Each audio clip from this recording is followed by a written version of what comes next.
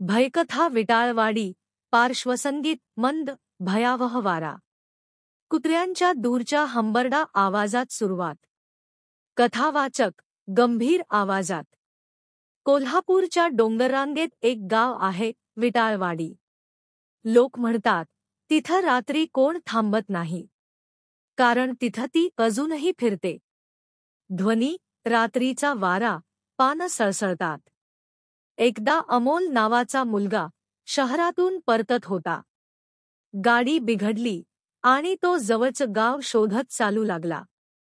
समोर फलक दिसला, विटाळवाडी 1 किमी. त्याने मोबाईल काढला, नेटवर्क गायब. भोवती अंधार, फक्त चंद्रप्रकाशात धुकं फिरत होतं. कथावाचक. अमोल गावात पोहोचला. पण सगळं गाव ओसाड. दरवाजे उघडे, दिवे विझलेले आणि हवेत जळक्या लाकडाचा वास. त्याने एका जुन्या घरात आसरा घेतला. आत भिंतीवर जुनं फोटो फ्रेम. एका स्त्रीचं हस्तचित्र. पण डोळे लालसर दिसत होते. ध्वनी, हलका श्वास, खडखडणारा दरवाजा. अचानक बाहेरून आवाज आला. इथे थांबू नकोस. निघून जा. अमोल दचकला. कोणी नाही, फक्त वारा.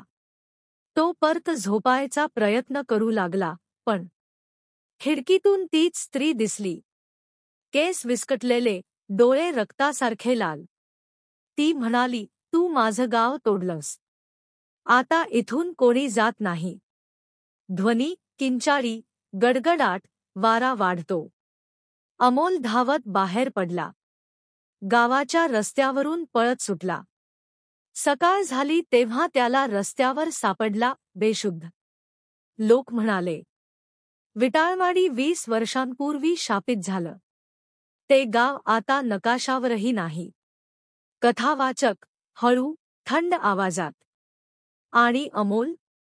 तो अजूनही रात्री त्या स्त्रीचं नाव पुटपुटतो. विटाळवाडी. शेवटचा स्क्रीन टेक्स्ट. काही गावे फक्त नकाशावरून नाहीशी होत नाहीत.